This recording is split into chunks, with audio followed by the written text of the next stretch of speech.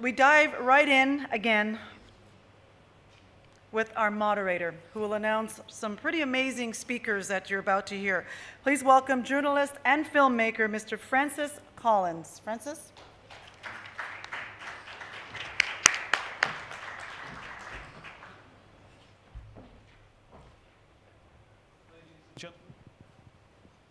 Can you hear me? Yes, you can. Ladies and gentlemen, Mr. President, thank you for having me here today and inviting me.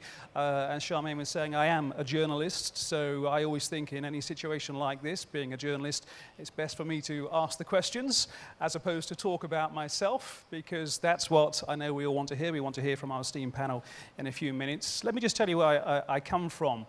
Briefly, I'm a child of the 70s and the 80s, a time when sport, as we know, was intertwined with politics. I grew up seeing Olympic boycotts in '76 in Montreal and in Moscow and in Los Angeles. I thought this was normal.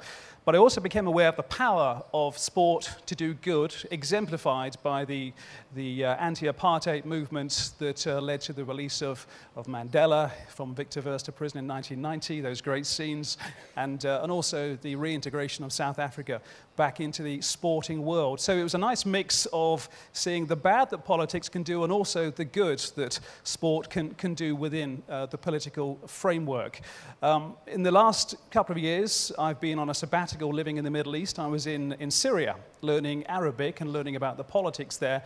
And like a lot of places in the Middle East, one of the first things that taxi drivers will say to you when you get into their cab, apart from where you're from, is, what are you?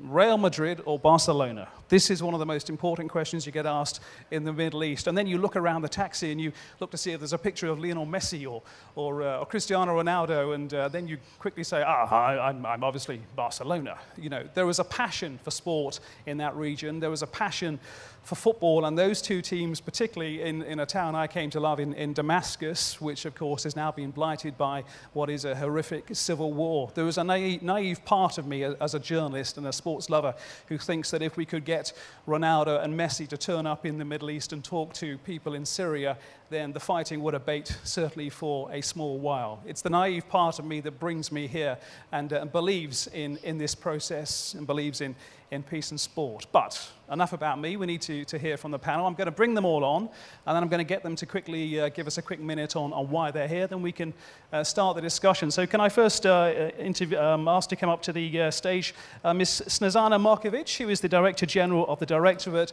for Democracy at the Council of Europe. Snezana. Welcome.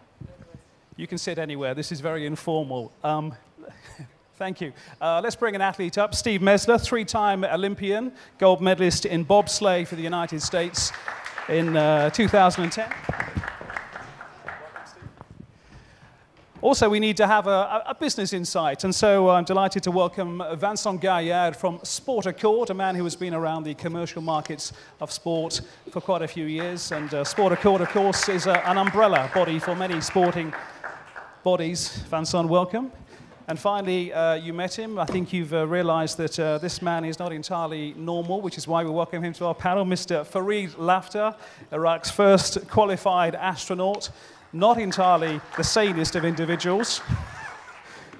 He tells me he wants to break Felix Baumgartner's record from jumping from the edge of space. That is exactly how insane this man is. So panel, welcome. It's good to have you here. We're talking about the future, of course, how sport can play a greater role in building sustainable peace in the coming decade. Steve, can I start with you first of all? It is difficult looking ahead, but what are the lessons do you think we've learned in the last few years, and how can we move forward to build peace within sport? Well, I think our reason for being here is not necessarily to build peace within sport, is to build peace outside of sport, through sport, right? Indeed. For me, I think, coming from the US, our idea of peace isn't an internal issue within the country. Our idea for peace is what's happening around the world, whether it be our influence or what's happening other places. And to me, I think peace is such a broad and obnoxiously broad, huge term, and it's really hard to put your finger on it. So for me, I like to bring it back to peace comes from understanding, understanding comes from communication. And that's where my specialty lies as an athlete, as a former athlete, and now as a facilitator to bring athletes together to support my school systems in the US as well as foreign athletes to support foreign school systems in the US. So I think communication is the starting point for me and where I come from to actually be able to build that. Snezana, can I get a few words from you, first of all, on, well, your role is particularly interesting because you were the former minister for youth and sport in Serbia, in your home country. How do you think things can move forward, and what do you think you can bring to this discussion? I think that indeed things can move forward very, very quickly if people are equally naive as you are. Because I liked when you said so, because you have to really believe that things could change. If you don't believe it, you have no chance, as a matter of fact. So you have to believe, you have to stick to what you believe, and this is what sport is about, isn't it, you know? And I think also this is the, what peace and sport is about, you know, when you believe that you can change, you don't believe that you can change the world overnight, but you have to do something. You have to work on it. You don't have to believe, you don't have to change it immediately. You have to give your commitment and keep on working on it. This is what we did in Serbia, and I think that when it comes to sport, indeed, sport has changed quite a lot of image of my country. It was, as a matter of fact, it didn't have the best image, if I may call it, in that diplomatic way, because of politics of Milosevic, of what he did, what kind of atrocities he did in the region. And I'm not saying that sport can change everything, because people have to work in politics and in other places to change the image of the country. And I don't want to put pressure on our athletes, you know, to immediately change. This is not their task. But there is something that athletes certainly can do. They will not damage our image.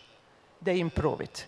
So yes, I think that sport can do quite a lot, and it can help increasing the peace even in our region. When I was a minister there, we had very many regional projects to keep kids together, you know, from previously conflicted regions. So yes, things have to be done. Okay, well, we'll get into that in more detail. Vincent, perhaps you can give us a few words about your current role with Sport Accord, because I know you offer a lot of advice on governance and how sporting bodies can develop looking ahead. Yeah, the way we look into all this is, I guess, starting from the premise that out of a membership of about 100+ organizations, only roughly about a third of them, which is already pretty good, about 30 federations are actually active already in peace or social inclusion initiatives. So the way we look into this is how can we, you know, unlock, how can we help the 2/3 of all the other organizations to really do something concrete in the field. And it's, as we do so, I think it's important for us to remember one thing. As we define sports, from our perspective, we talk about the international sports federations, but it's a very, very diverse bunch of organizations, right? And it's important for us to remember that sport is not just the FIFAs of the world or the Olympics of the world. For us, it's a large majority of federations that are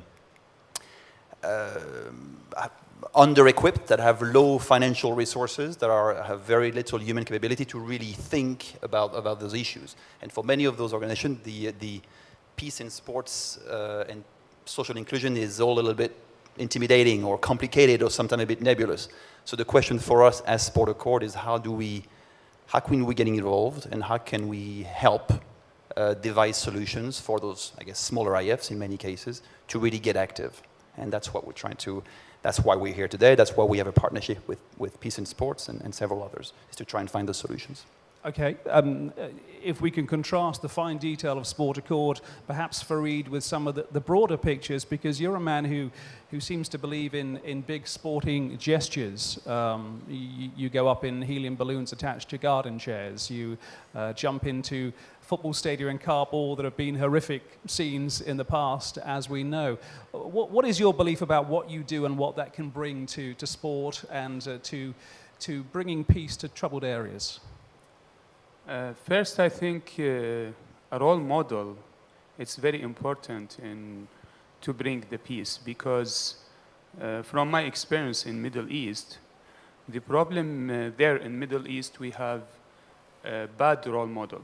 I mean, like extreme religious leaders or political people. And because we don't have role model in good way, so this bad role model, they are attractive the young people for the wrong direction. So I think to build role models in Middle East to attract young people for the right path, it's a part of solution to bring peace for the Middle East. Besides, I think all sportsmen, they are happy. And if you are happy, you will be peaceful, for sure. Well said. Okay. We do want to try and look ahead, but if we can sort of look ahead by learning some of the lessons from the past. Snezana, you alluded to the fact that, that Serbia didn't have the best political description in years gone by. There's been tremendous progress, I know, since Dayton in 1995, and you've also produced some amazing sporting stars who have contributed to the image of your country, notably some fine tennis players. Can you give us an idea of some of the rebuilding that has gone on within your country and lessons that perhaps we can all learn from you and your country as we look over the next decade? The first lesson is, when it comes to sport, is the image of passion, purity, and ability to win, you know, believe in yourself. And this is something I should say that was very attractive for young people during the oppression that we had and during these bad times that we went through, the times of crisis, you know. Because wherever you look in your society, very often things are politicized, you know. Culture is politicized, even economy is politicized, like university, academia, everything is politicized, you know. And somehow with its autonomy, sport manages, and with its values, sport manages, you know, to somehow keep its purity and its drive, you know, to win. You win, yes, of course, you win for your country. You win for yourself, you win for your sport, you win for your country, but you don't win for individual politicians, you know. And I think that was quite attractive, and we had some good people attracted to sport. And plus, it's a way out, you know, of sometimes of poverty, sometimes way out of crisis, sometimes way out of you know, feeling bad. Exactly as Fareed said, you know.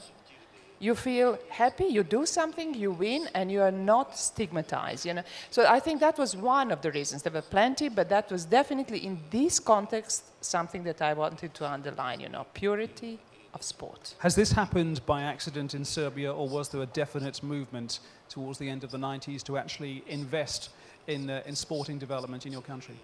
I can tell you that when I became minister, really I insisted on it that sport is not just expenditure, something that you would give as taxpayers' money to some athletes, you know, to just keep them or whatever, you know. Sport is an investment.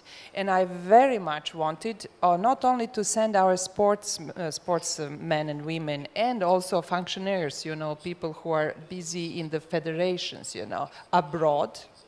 I wanted to send them as much as possible out of Serbia so people can see them. People can see that there is a pretty face of Serbia, like winning face of Serbia. There are some people really we are proud of.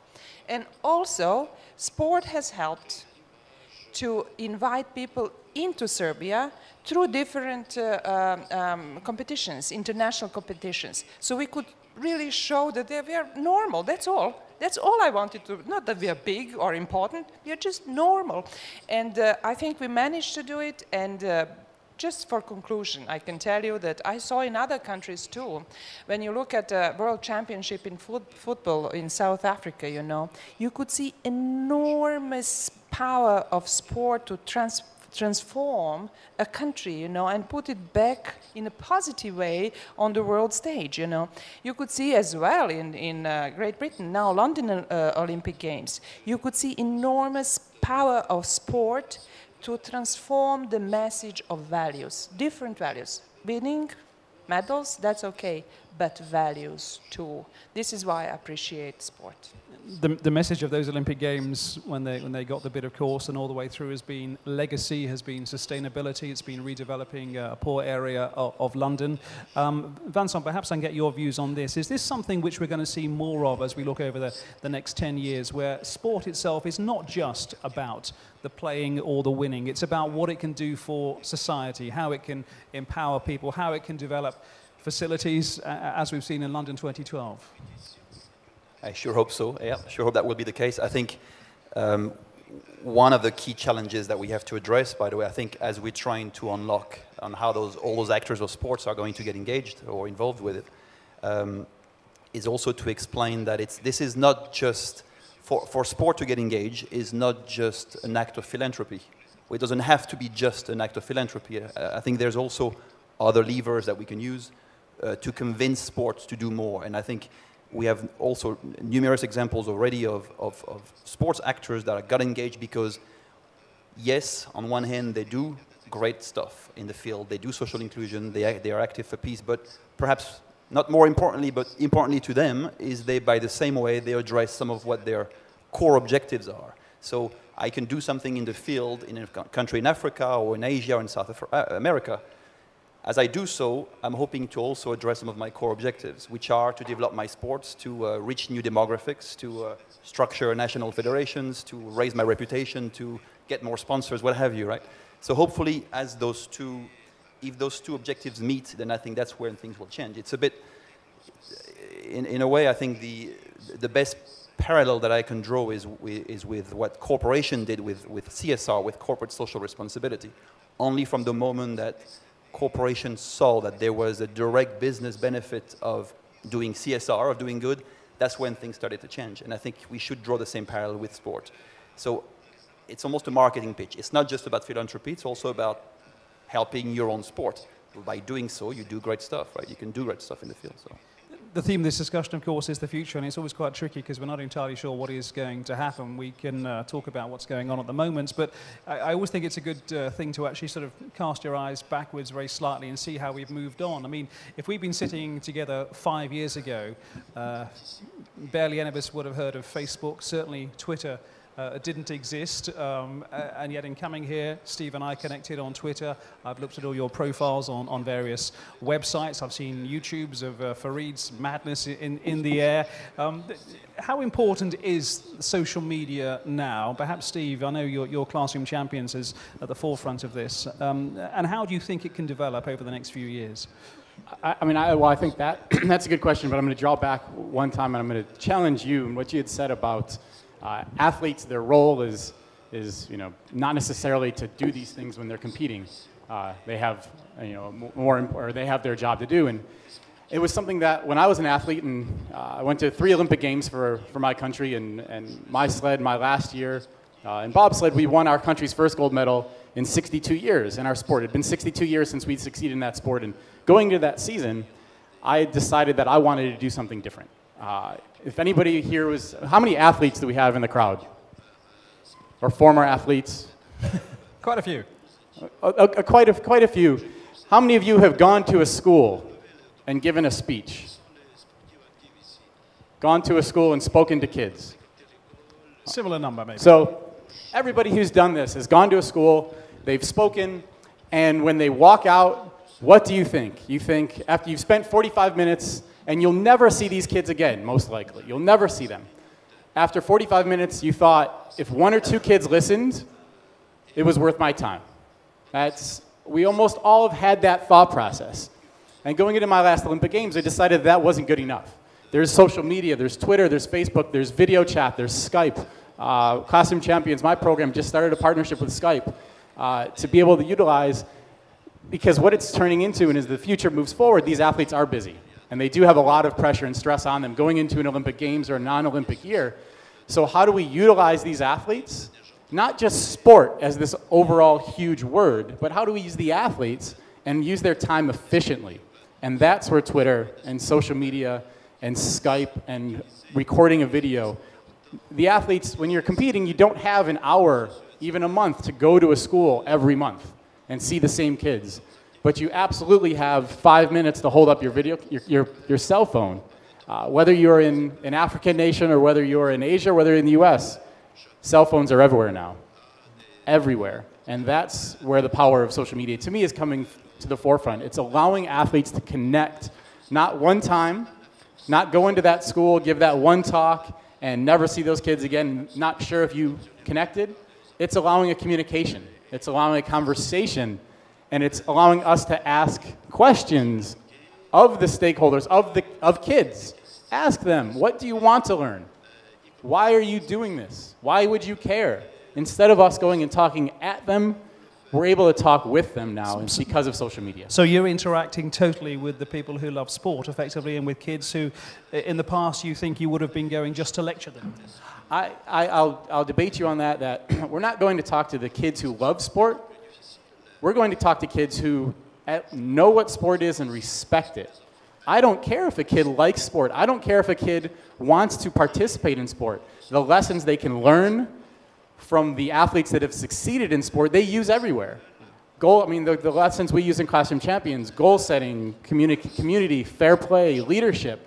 These are sport values, but they're life values. And that's, to me, where the ability to connect on a daily basis or a monthly basis with ease is going to change how we interact with kids around the world, because the cost of having a face-to-face conversation with myself and kids in Nairobi and kids in New York is free now. There's no cost barrier. And you're getting something yourself from it. I mean, you'll be learning from the kids as well as them learning from you. The athletes actually have something they can get back now. The athletes don't just have to go and give a lecture and not know whether they made a difference. The athletes actually, our kids in Classroom Champions, our athletes send a monthly message, and the kids send a message back.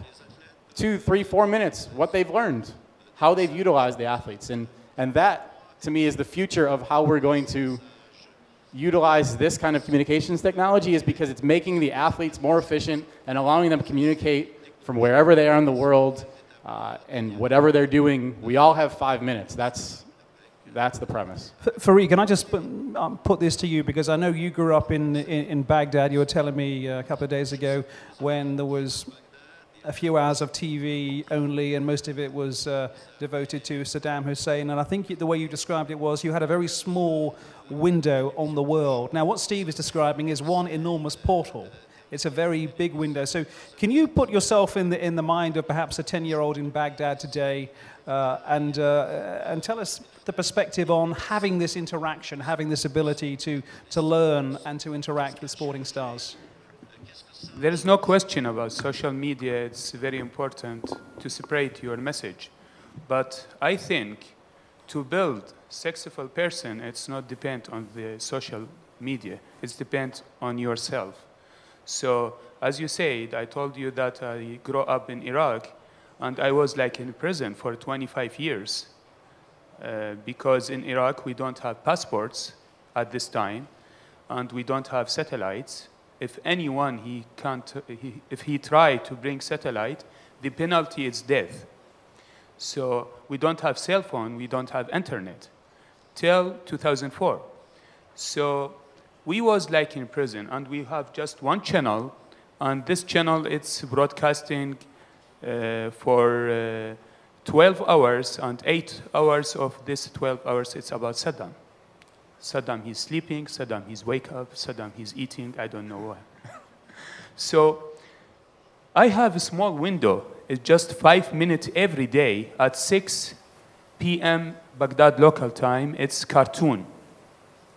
So from this small window, the cartoon, I motivate myself, and I saw the whole world. I was traveling by cartoon to India, to New York, to Nairobi, for space, to be sometimes world champion, or to be a big leader or whatever.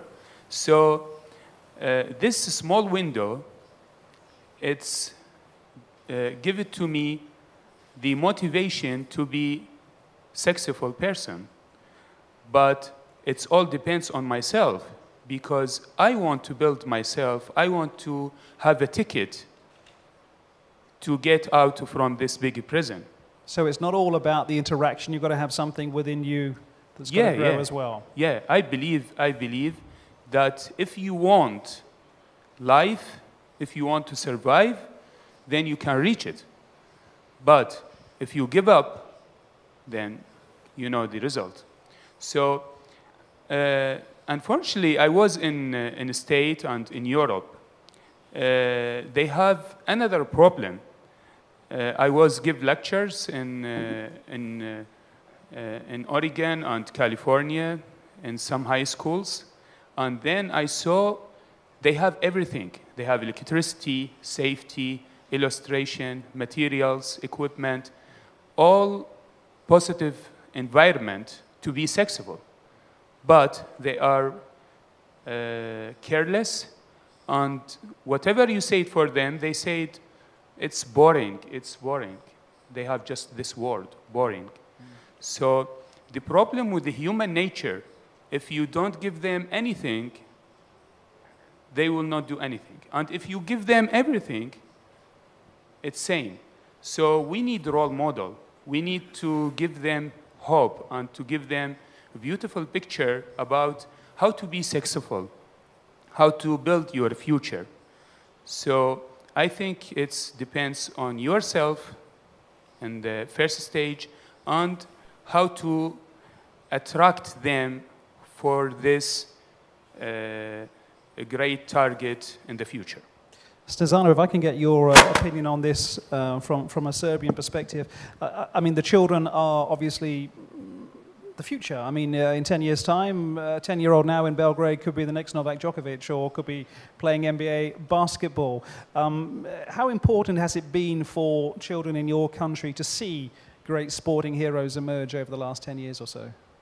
Well, certainly for them it's a motivation, you know, and it's also, as Fareed said, you as an athlete, you are a role model, you know, so you could be either good role model or bad role model. So athletes too, and now also Steve has, although he has challenged me, I think they are aware that they are role models and they are active, as a matter of fact, once when they are aware they are role models. And they are mainly positive role models. But when we speak about past and future, I can also give you something, and the future of sport, because this is something we started to discuss. I can give you some figures, you know, and they relate also not necessarily to social media, but development of internet and globalization for future, you know. 10 years ago, no, like in 2000, there was approximately 6 billion euros income from betting on sport. Now, in 2010, we have 19 billion euros income only in Europe on betting. And for 2015, they expect that it will be even 13 billion more to what we have now. You know what it is? It's a great pressure on athletes as well. Because when you have commercialization, when you have a lot of money involved, it brings another dimension, you know. And this is something that I wanted to mention here for this panel, because all this money involved brings a jeopardy to the integrity of sport. And that's not so new phenomenon, but the phenomenon that is growing with globalization is actually match fixing. Something that is coming as a dangerous, kind of dangerous movement for the integrity of sport, against purity that I mentioned, against role modeling, against everything that sport means. And it's not easy to combat that. So I can just tell you that that is some of the future perspectives. You saw that I'm very much committed to sport and its values, and the way that sport can convey certain messages and values that politicians or anyone else cannot do. But there is this threat, and we have to be aware of that, you know. So what you're saying essentially is that all the good that organizations like this can do and all the ideas that we can generate could be threatened or undermined by the growth in match fixing, in illegal betting, and I guess the growth of the internet and the social revolutions we're talking about, the social media revolutions, has helped that, because I could put a bet now on a game going on in Belgrade while we're talking, whereas 5 years ago I'd have had to go to a bookmaker's, I guess, to do that. Exactly, and it was then easier kind of to target, control, and combat, you know. Now it's growing more complex, you know, it's growing more global, and it's therefore more difficult to address this challenge, you know. It requires a lot of action. And this is something that I reflected when I was invited kindly to this panel, you know. What is it that we can do at the moment to prevent that? Because Council of Europe, the organization I belong to, now is working on the convention against match fixing, potential convention. But it was not easy because, you know, the governments would say, well, we don't want to do it, you know. We don't want new international obligations, new legal obligations when you have austerity measures, crises all over, etc., etc. So they say, we are going to do it nationally. We are going to address this nationally. Even Great Britain said so, you know. Don't involve us in anything that is, first of all, touching upon autonomy of sport, because that's sport, they have their own autonomy, they should deal with it, you know? And don't put us into any position that we have to now have a new international binding legal obligations. But you know what? We have to do it now. Because in 10 years' time, if we don't have sport as clean as it's possible, you know, there will be no sport. There will be no possibility. Who's going to watch tomorrow a match that is fixed? Nobody, you know. And you cannot, if there is something called illegal, with prefix illegal, how on earth sport organizations, although they are credible, such as FIFA or Sport Accord, or how can they do it? They are NGOs. They cannot arrest people. They cannot put people to the court, you know. So you need involvement of the governments. That's A. And B, since this is globalized, international problem, you cannot deal with it nationally alone. You need to have international mobilization, because we all have to stand up, governments too. We have to stand up and defend sport, defend its value, and it's fun too. Steve? I think, though, the issue with, I see when I go to conferences like this, is we speak in terms that are like that, and they're very, very big terms. And I like to go back to role models. You spoke about role models. The idea of role model is changing now. We're looking at future things. The idea of role model is changing. The idea of an athlete doing something and having kids see that, or people see them do something, that day is behind us. Now the athlete's job, because it's too easy to communicate, is, and that's, I'm going to get off of the match fixing side of things, but I'm going to go back to the role modeling thing, that both important in Iraq, in that these athletes now have the responsibility, and I can encourage you as we talk about here, and you guys are here to learn about what's happening or what future things could bring, is that idea of just role modeling for the sake of role modeling, or role modeling and doing something, is over. Those days are over because communication is too easy. And if you're leaving the social media space, then you're being lazy and you're showing you don't care.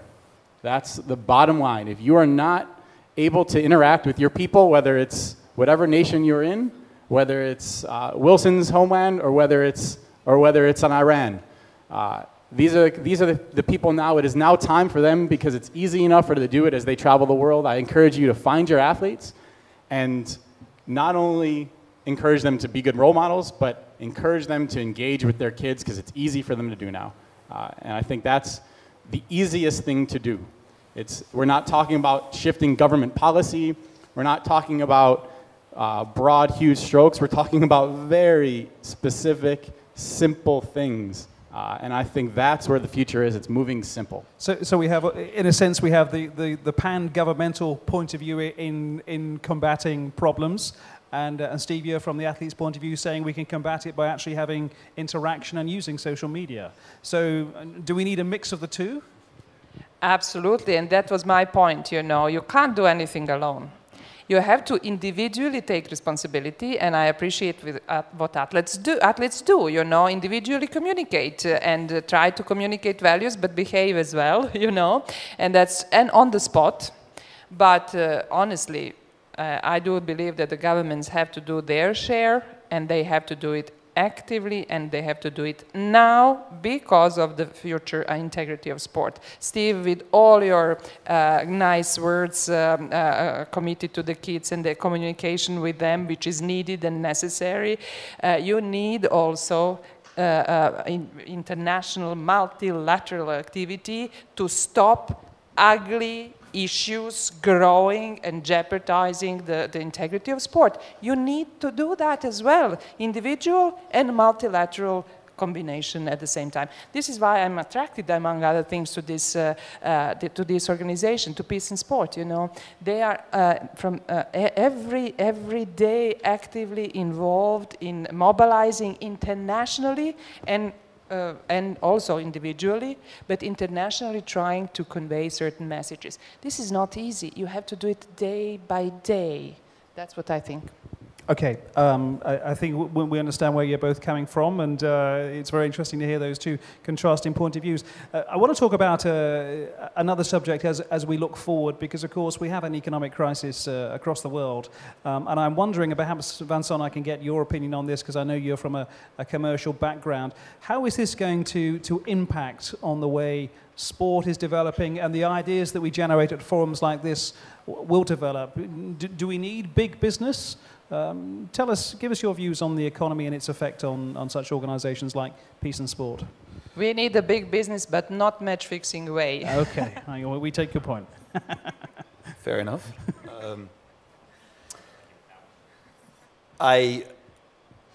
Just one word to say, just to also emphasize what Zana said. I think without drilling on the subject of match-fixing, but there's a level of complexity on this particular topic and the potential of destruction which is so massive that I have to agree that without some well-organized and efficient international interventions, and that I emphasize the well-organized and efficient because it's not always the case, obviously, but we're not going to go anywhere, because when you think doping is an issue, and it really is, there's a level of you can't do doping virtually or by internet, right? But match fixing, yes, and that this whole process has a potential of destruction, which is, I think, 10 or 100 times bigger than what doping is. And we haven't heard, you know, we haven't seen the beginning of it, right? Or we're just seeing it. As far as the crisis and the development, I think there's one key element of all this. I think the contribution that sports can do, organizations, IFs, whatever, is not just through cash, right? And I think it's important. So when cash is running short, I think there's other ways to get engaged and to do good, obviously. Value in kind is the most obvious way. You can provide equipment to a country, which comes at a limited cost. You can involve, you know, you have to be creative about it. But perhaps also to emphasize the engagement of a good role model, of an athlete that carries the right value, that can be 100 times more efficient than simple cash as you're trying to move things forward. And that's why I think your question involved the Olympics in London. From that respect, I think the potential of the Olympics or the FIFA World Cup, of those big events, is completely under-leveraged for now, because London has gone as far as, you know, or beyond what any other event has gone before. There's no question about it. Yet, if you think about the number of athletes that were engaged, that have a microphone in front of their mouth, you know, on a regular basis, if you think about the TV coverage that the opening ceremony generated, and how much of that is actually used to promote very simple messages, you've got to think that there's some potential there, right? Just the opening ceremony lasts for 3 or 4 hours, a great show, but if you were to use 1 or 2 minutes of it to talk about or to raise awareness about an issue, that's efficiency. It's not cash, it's just leveraging something that's already there, that's already existing. but it's about raising awareness, and I think that's what makes a difference, ultimately, much more than cash or even value in kind contribution for that matter. So that's where the potential is, and the Olympics have a role to play. The FIFA World Cup has a role to play because they have audiences, but every single event of any single federation has a role to play as well. There's no wheel to recreate here or to reinvent. You have sports federations do events every day of the year all around the world, with just an effort to better formulate the legacy plans of those events, as small as they may be, right? Those events are done very often in conjunction with the host city, of course, with local partners. A little bit more time and effort spent on the legacy, a big word, but on what the event is going to do beyond the competition itself, right? How it's going to radiate around the country or the city. There's a lot of potential there, for sure. So I think hopefully some of the future is there.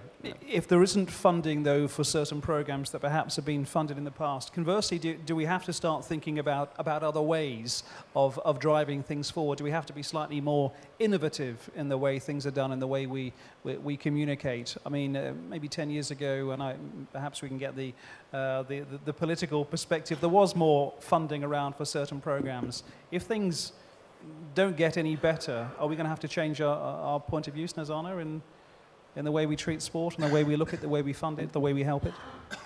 I do continue saying that both governments and sport movements have to work actually together, and that is the main message. But since competition in itself through sport, we have seen in the history of sport that sometimes you have ups and downs, but sport has always found its way to reinvent itself, you know. And I count on that, that it will be in future. Also, the power of these great sport events, but also of individual sport kind of athletes, but also other actors in sport that could contribute in education, in broadening views, and therefore it will help combating this kind of ugly movements such as match fixing and all the threats that go beyond or around sport. And I'm sure that in future this engagement that every individual athlete has, you know, will, now I'll be as naive as you are, it will at least slightly improve the world. It will not damage the world. And this is why I truly believe that we have continue with fighting to keep sport clean and innovative as it is, and it will find the way to reinvent itself and possibilities to convey its messages. Do you think we're asking too much sometimes of governing bodies, of the big governing bodies, the IOC, of FIFA, of WADA even? I mean, Steve, I know you... Just to tell you about WADA, I'm a member of foundation board of WADA, and I'm sorry if I hijack the panel. This is not the meaning. But it's a combination. WADA, exactly, it's a combination of official authorities, meaning the government, and sport authorities, you know, meaning the international organizations. And I can tell you that 25 years ago, first anti-doping convention was conceived in the Council of Europe, such as the way we do with the match fixing now. In 25 years, I see you there. You will tell me, oh, Snezana, it's very good that you actually mentioned at that time we started negotiations against match fixing for the convention. So if we go together, there is a chance to change something for the better, improve. I mean, doping's a good issue, and it is a current issue. But if we think about the balance between governments, between large organisations, between journalists, for example, I mean, the most recent doping scandal has come mainly from 2 or 3 very dedicated journalists who kept on the case of a certain rider in the Tour de France, and indeed others. That was a whole mix of WADA, of journalism, of people and the authorities in America. So are we looking at a mix of all bodies and all individuals? And Steve, perhaps we can get your views on this. It will be individual view, I'll tell you. In what way? In the way that we develop in the future. I mean, my initial question was, do we think that we should just have FIFA or the IOC or WADA policing us, or do we think that we need to have a conglomerate of many interests, of governmental interests? I know that WADA is not policing us, but you take my point, you know. Providing good governance. As an athlete, I can argue WADA definitely policed me. USADA definitely policed.